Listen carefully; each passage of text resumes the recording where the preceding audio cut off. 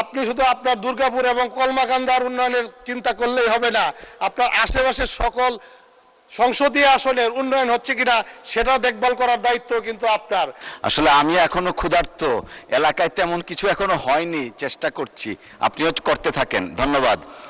আলোচনায় অংশগ্রহণ করবেন ময়মনসিংহ 1 আসন থেকে নির্বাচিত মাননীয় সদস্য জনাব সালমান ওমর। জনাব সালমান ওমর, আপনার সময় 5 মিনিট। ধন্যবাদ আপনাকে। বিসমিল্লাহির রহমানির রহিম। ধন্যবাদ মাননীয় স্পিকার। প্রথমে ধন্যবাদ জানাই মাননীয় প্রধানমন্ত্রী জনাব তারেক রহমানকে। ধন্যবাদ জানাই মাননীয় অর্থমন্ত্রীকে একটি জনবান্ধব ও ব্যবসা বান্ধব বাজেট ঘোষণা করার জন্য। আমি ধন্যবাদ জানাই আমার নির্বাচনী এলাকা 146 ময়মনসিংহ 1 হালুয়াঘাট ধুবরার সর্বস্তরের জনগণকে, যাদের ভোটের মাধ্যমে নির্বাচিত হয়ে আমি এই মহান সংসদে কথা বলার সুযোগ পেয়েছি। মাননীয় স্পিকার, আমাদের যারা ট্রেডিং ব্যবসায়ী আছে আমরা তাদেরকে প্রায়ই দেখি ভ্যাটের সমস্যা নিয়ে তারা বিভিন্ন ধরনের সমস্যার সম্মুখীন হন। আমাদের এই ভ্যাটের প্যাকেজ আওতায় অনেক সময় এটা চালু থাকে, অনেক সময় এটা বন্ধ থাকে। আমি আপনার মাধ্যমে মাননীয় অর্থমন্ত্রীর কাছে দৃষ্টি আকর্ষণ করছি, এই বিভিন্ন উপজেলা পর্যায়ে যারা শুধু ভ্যাটের আওতায় এসেছে, ভ্যাটের কর্মকর্তারা শুধু সেই সকল ব্যবসায়ীর উপরেই চাপ সৃষ্টি করছে ভ্যাটের পরিধি বৃদ্ধি করার জন্য, কিন্তু যেই সকল ব্যবসায়ীরা ভ্যাটের আওতায় আসে নাই তাদেরকে নতুন করে ভ্যাটের আওতায় আনার জন্য বা তাদেরকে উদ্বুদ্ধ করার জন্য সরকার কি ব্যবস্থা নিয়েছে সেটা আমরা বুঝতে পারছি না। আমি আপনার মাধ্যমে মাননীয় অর্থমন্ত্রীকে বলবো এমন একটি আইন করার জন্য জানে তারা ভ্যাটের লাইসেন্স না নিলে, তারা ট্রেড লাইসেন্স না পায়, সেই ধরনের একটা ব্যবস্থা করলে ভ্যাট সম্বন্ধে সকল ব্যবসায়ীরাই অবগত হতে পারত।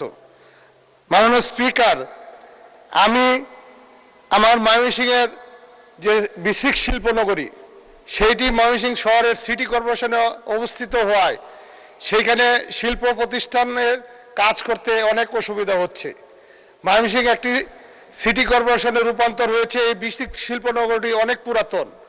আমি আপনার মাধ্যমে মাননীয় সংশ্লিষ্ট মন্ত্রীকে বলবো যেন উনি এই বিসিক শিল্পনগরীটা ময়মনসিংহ শহরের সিটি কর্পোরেশনের বাইরে নিয়ে অন্য জায়গায় হস্তান্তর করে আরো বৃহৎ আকারে এই বিসিক শিল্পনগরী গড়ে তোলার জন্য। মাননীয় স্পিকার, আমার এলাকা ময়মনসিংহ 1 হালুয়াঘাট এবং ধুবরা, এইখানে 2টি উপজেলায় আমাদের 19টি ইউনিয়ন। আমাদের হালুয়াঘাটে 12টি ইউনিয়নের মধ্যে 268টি গ্রাম, 165টি গ্রামে প্রাথমিক বিদ্যালয় আছে, 38টি বেসরকারিভাবে পরিচালিত হচ্ছে। বাকি গ্রামগুলোতে 85টি গ্রামে কোনো প্রাথমিক বিদ্যালয় নেই। আমার আরেকটি উপজেলা ধুবরা, 7টি ইউনিয়নে 164টি গ্রাম, 90টি গ্রামে সরকারিভাবে প্রাথমিক বিদ্যালয় রয়েছে, 74টি গ্রামে প্রাথমিক বিদ্যালয় নেই। এই উপজেলার বিভিন্ন গ্রামে প্রাথমিক বিদ্যালয় না থাকার কারণে আমাদের বাচ্চারা প্রাথমিক বিদ্যালয়ে শিক্ষা নিতে পারছে না। আমাদের এই শিক্ষার্থীরা প্রাথমিক বিদ্যালয়ে না যাওয়ার কারণে আস্তে আস্তে দেখা যাচ্ছে হাই স্কুলগুলোতে প্রতিনিয়তই ছাত্রের সংখ্যা কমছে। আমি মাননীয় মন্ত্রীকে এই ব্যাপারে দৃষ্টি আকর্ষণ করব যেন অতি দ্রুত বিভিন্ন গ্রামগুলো যেগুলোতে প্রাথমিক বিদ্যালয় নেই সেখানে প্রাথমিক বিদ্যালয় কিভাবে স্থাপন করা যায় সেটার ব্যবস্থা করার জন্য। না হলে প্রতিনিয়তই দেখা যাচ্ছে আমাদের প্রাথমিক বিদ্যালয়গুলোতে ছাত্র সংকট হয়ে যাচ্ছে। ইতিমধ্যে প্রাথমিক বিদ্যালয়ে ছাত্রদেরকে উদ্বুদ্ধ করার জন্য সরকার বিভিন্ন ধরনের পদক্ষেপ নিয়েছে। পাশাপাশি সেই বিষয়টিও খেয়াল রাখতে হবে, আমাদের প্রাথমিক বিদ্যালয় একটি থেকে আরেকটি বেশ অনেক দূরে, ছাত্ররা পায়ে হেঁটে 4-5 কিলোমিটার এলাকায় তারা স্কুলে যেতে চায় না।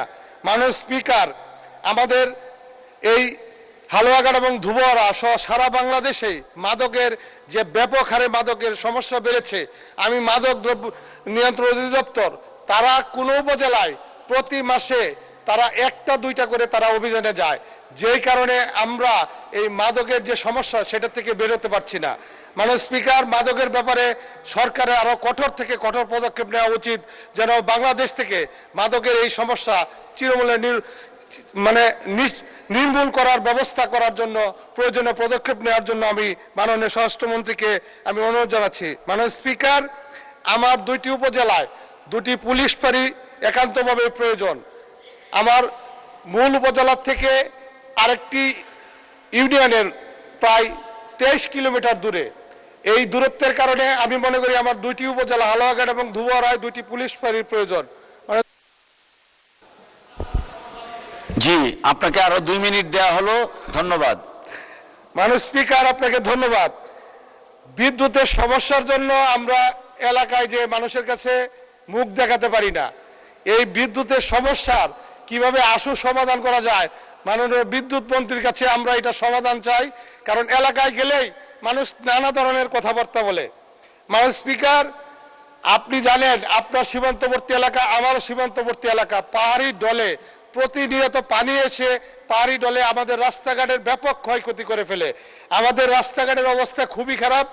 আমার হালুয়াঘাট পৌরসভা আছে, কিন্তু 2018 সালে পৌরসভা প্রথম নির্বাচন হওয়ার পরে এখন পর্যন্ত একটি ড্রেনেজ ব্যবস্থা নাই। মানুষ যেভাবে ছবি তুলে ফেসবুকে পোস্ট করে মনে করে যে ড্রেনেজ ব্যবস্থা আমরা এটার জন্য দায়ী, কিন্তু বিগত সরকারের আমলে যে কোনো ধরনের কাজ হয় নাই সেই ব্যাপারে কেউ কিন্তু কোনো কিছু বলছে না। এই প্রতিনিয়ত ড্রেনেজ ব্যবস্থার কারণে মানুষের চলাচলের খুবই সমস্যা হচ্ছে। এই পৌরসভাগুলো উন্নয়নের জন্য বিশেষ বরাদ্দর আবেদন করছি।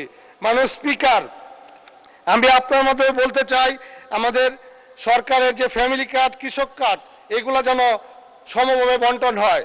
মাননীয় স্পিকার, আপনি আমাদের অভিভাবক, আপনি শুধু আপনার দুর্গাপুর এবং কলমাকান্দার উন্নয়নের চিন্তা করলেই হবে না, আপনার আশেপাশের সকল সংসদীয় আসনের উন্নয়ন হচ্ছে কিনা সেটা দেখভাল করার দায়িত্ব কিন্তু আপনার।